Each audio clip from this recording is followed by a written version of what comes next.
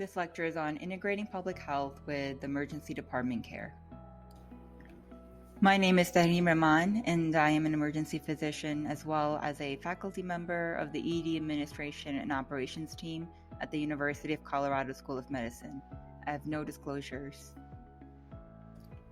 So for an overview of this lecture, we will be covering our role as safety nets, improving patient care, change management, reducing physician burnout, and financial viability. As emergency physicians, we see all patients that walk through the door, no matter what language they speak, what their insurance status is, or whether or not they're a citizen of this country. The emergency department acts as a safety net setting for patients, especially those with complex social needs. Serving on the front lines of the community, emergency physicians are inevitably interacting with public health, whether or not they realize it. I hope that at the end of this lecture, you will come away with a better understanding on how to effectively leverage public health principles to improve the experience and well-being of both patients and physicians in the emergency department.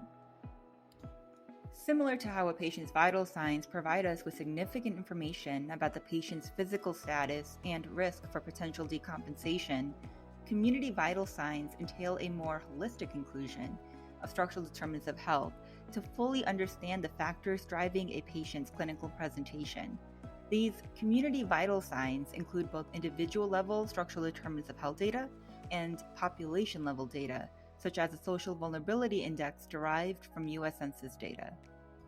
However, as we become more sophisticated with clinical informatics and information exchange systems, we will likely have the capacity to use more real-time data.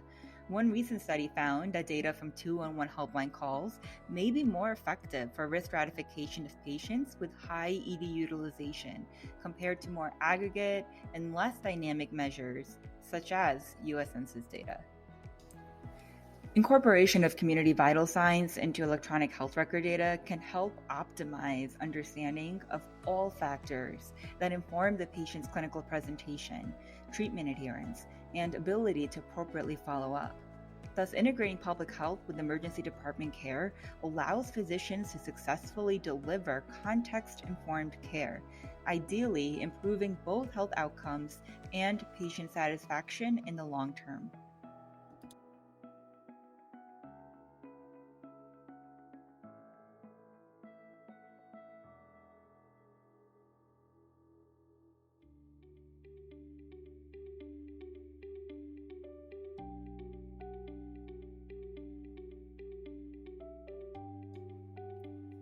While integration of public health with clinical care in the ED is clearly important, we also need to be mindful of the very real time and other resource constraints that emergency physicians have to navigate while also caring for critically ill patients.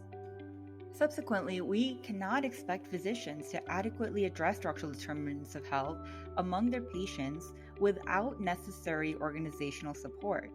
Department and hospital leaders must take the initiative in leveraging existing infrastructure and resources to spearhead change management and support physicians caring for patients with complex social needs on the front lines.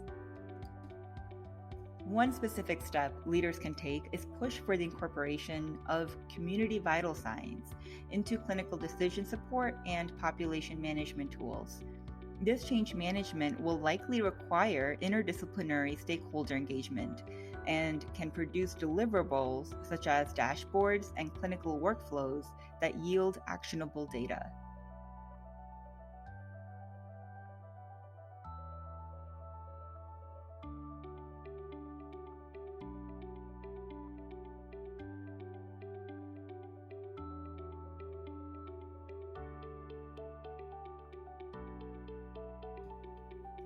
As mentioned, efforts to integrate public health with emergency department care have to be mindful about not increasing physician workload and rather be innovative about task shifting with respect to screening and intervention delivery. Having said that, there is also mounting research demonstrating that physicians tend to experience disempowerment when it comes to addressing patient social needs, which in turn has been attributed to burnout. Ensuring that physicians are operating within a perceived organizational capacity to address structural determinants of health is pivotal to alleviating growing burnout. Additionally, as hospital capacity remains finite and ED overcrowding becomes an increasingly significant barrier to providing high quality care, physicians are incentivized to integrate public health frameworks with their care. The benefit is twofold. On the one hand, patients who are able to obtain help with their complex social needs are less likely to clinically decompensate to the point of requiring an inpatient or ICU hospitalization. On the other hand, patients may be less likely to utilize the ED altogether, with department resources now available for resuscitation and critical care efforts. In the long run, emergency physicians are able to deliver high-quality care through minimized adverse effects of boarding in the ED, while still feeling empowered to address underlying social factors contributing to a patient's poor health.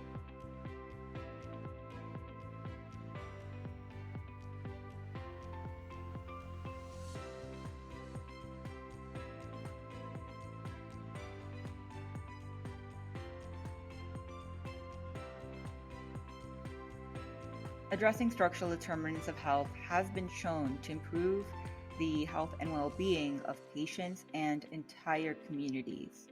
However, the need to demonstrate financial viability remains.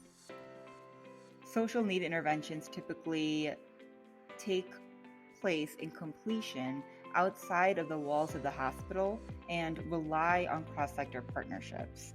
As a result, it is not as simple to demonstrate a positive return on investment for these interventions. Hopefully, as we become more successful in integrating community vital signs into our electronic health record data, we will be able to better show the positive impact of social need interventions on both quality of care and cost reduction.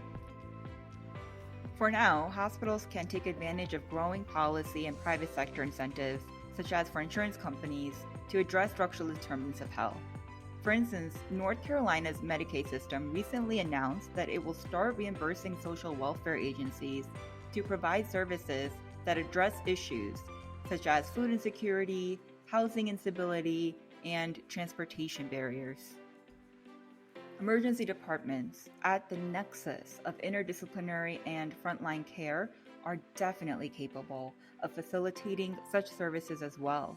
Ultimately, integrating public health with emergency department care can minimize costly care, such as ambulatory care-sensitive conditions that yields increased ED utilization, inpatient hospitalizations, and more importantly, worse health outcomes.